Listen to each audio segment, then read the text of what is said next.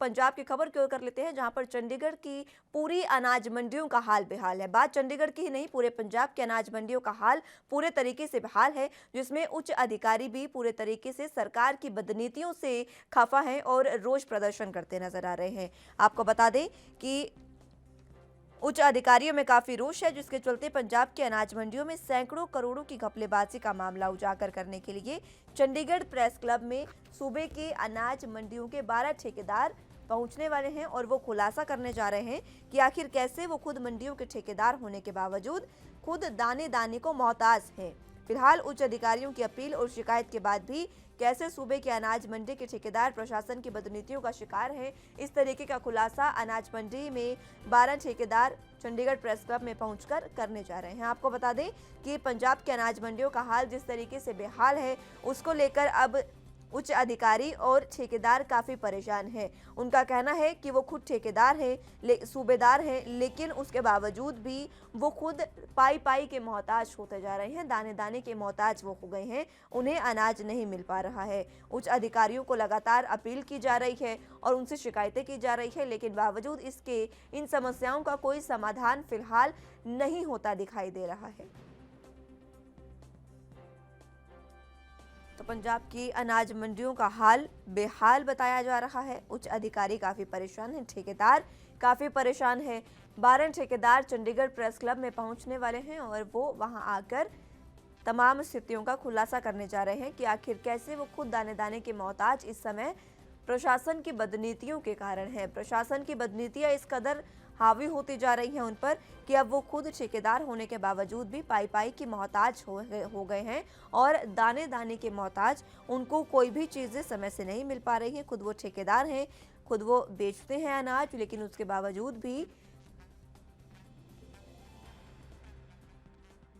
बनती जा रही है कि सरकार और प्रशासन की बदनीति से वो लगातार परेशान चल रहे हैं और इसी वजह से उनमें काफ़ी रोष भी व्याप्त है।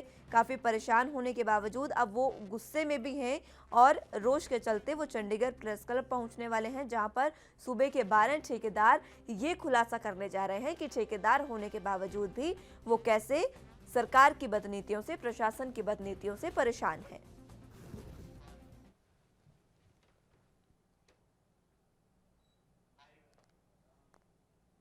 ज़रा जानकारी के लिए चंडीगढ़ से संवाददाता कुलवीर दीवान हमारे साथ जुड़ चुके हैं। कुलवीर जी, देखिए, अब जिस तरीके से ये पंजाब की जो अनाज मंडियां हैं उनका मामला सामने आया है, लेकिन सबसे पहले जानना ये चाहेंगे कि आखिर किस तरीके की परेशानियां वहां पर ठेकेदारों को झेलनी पड़ रही हैं। देखिए, क्योंकि आज ठेकेदार अपनी बात प्रेस के सामने रखने वाले हैं और प्रेस के सामने बात रखने का उनका मकसद ही यही है कि सरकार के कानों तक ये बात पहुंचे, क्योंकि इससे पहले वो सरकार तक अपनी बात कई बार पहुंचा चुके हैं, हम्म। ऐसा उनका दावा है। लेकिन क्या-क्या दिक्कतें उनको आ रही हैं अनाज मंडियों में, और वो आज प्रेस कॉन्फ्रेंस में ही खुलासा करेंगे। लेकिन इतना ज़रूर है कि जिस तरह से 10 से 12 अनाज मंडियों के ठेकेदार जो हैं वो चंडीगढ़ पहुँच रहे हैं आज प्रेस के सामने अपनी दिक्कतें पेश करने के लिए, तो निश्चित तौर पर और जो स्थान है, वहाँ से भी हो सकता है कि इस तरह की दिक्कतें जो हैं वो ठेकेदारों को आ रही हों, और यदि सरकार आज इन ठेकेदारों की बात सुनकर उस पर अमल कर को दूर करती है, या इनकी समस्याओं को का निपटारा जो है वो करती है, तो निश्चित तौर पर ये एक राहत होगी। इन ठेकेदारों की कोशिश कामयाब हो। पहले देखना होगा कि इनकी दिक्कत जो है वो कहाँ पर आ रही है? क्या प्रशासनिक अधिकारियों के स्तर पर इनकी दिक्कत है, या फिर सरकार से कुछ माँग करने के लिए ये ठेकेदार जो है वो आज प्रेस के सामने रूबरू हो गए हैं? हुँ। लेकिन देखिए, परेशानियाँ अगर इतनी हैं तो सबसे बड़ी बात जिस तरीके से आपने कही कि ये जानना ज़रूरी है कि वो सरकार की बदनीतियों से परेशान है या प्रशासन की बदनीतियों से। लेकिन उन्होंने ये बात तो खुद कही है कि वो बदनीतियों से ज़रूर परेशान चल रहे हैं और ठेकेदार होने के बावजूद भी वो खुद दाने-दाने को मोहताज हो गए हैं।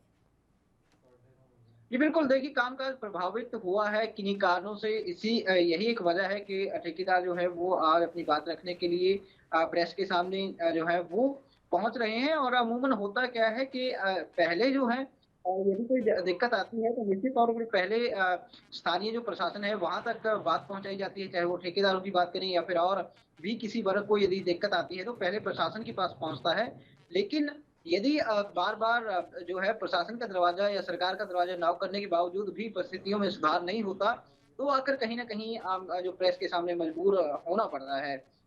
लेकिन देखना होगा कि क्या इनकी दिक्कत क्या है और कब से है और कितनी बार इन्होंने सरकार से गुज़ारिश की है। हुँ। और ये भी देखना अहम होगा कि जो इन्हें अभी परेशानियाँ चल रही है, अब ये देखिए ठेकेदारों को जब इतनी परेशानियाँ हैं, तो आखिर किसानों को कितनी परेशानियाँ होंगी? और किसान तो पहले ही आंदोलन कर रहे हैं।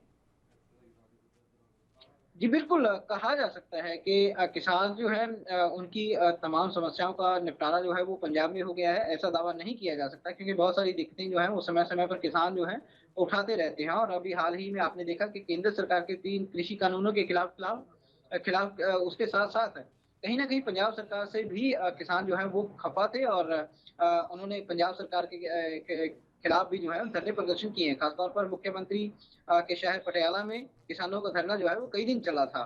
और लेकिन देखना ये होगा क्योंकि किसान जो वोट बैंक है वो एक बड़ा वोट बैंक है लेकिन कांग्रेस की सरकार अब क्योंकि ज़्यादा समय सरकार के पास अब नहीं बचा, हुँ। क्या किसानों की समस्याओं का कोई मदद कर बिल्कुल। और पाएगी? कुलवीर जी, ये उनको देखिए सुलझा ये भी पाएगी? देखना अहम होगा कि आगामी विधानसभा चुनाव भी नजदीक है, मात्र 6 महीने से भी कम का समय बचा है चुनावों में। तो क्या आगामी विधानसभा चुनाव से पहले अगर किसानों की या ठेकेदारों की ये परेशानी, ये उनकी दिक्कत सुलझ जाती है तो काफी अच्छी बात है, वरना सरकार को इसका खामियाजा भुगतना पड़ सकता है, क्योंकि किसान जो पंजाब में है वो बहुत बड़ा वोट बैंक है और अपने आप में ही बहुत बड़ी वो कवायद वहां पर रखते हैं। जी, बिल्कुल किसी भी सरकार या किसी भी पार्टी से जब भी कोई वर्ग जो है, चाहे वो वोट बैंक की बात करें या फिर किसी कर्मचारी संगठन की बात करें जब भी कभी सरकार से असंतुष्ट होता है, तो निश्चित तौर पर चुनाव में उस पार्टी को उसका खामियाजा जो है वो भुगतना पड़ सकता है। लेकिन कांग्रेस के लिए अभी अ, हाथ में ये कहा जा सकता है कि हाथ में परिस्थितियाँ इसलिए कही जा सकती हैं कि कांग्रेस सरकार के पास अभी 4 से 6 महीने का समय जो है वो बाकी है। तो क्या ऐसे में देखना होगा कि क्या सरकार इन ठेकेदारों की या फिर जो किसान या फिर और अन्य वर्ग हैं, उनकी समस्याएँ सुलझाने में कितना कामयाब हुँ। हो पाएगी लेकिन इस कुलवीर जी, रहते ये कार्यकाल में? देखना भी अहम होगा कि किस तरीके से इन समस्याओं को सुलझाया जाएगा और कब तक सुलझा लिया जाएगा। क्योंकि अगर इन समस्याओं को जल्द नहीं सुलझाया गया, तो वाक़ई सरकार को इसका खामियाज़ा भुगतना पड़ सकता है। बहुत शुक्रिया।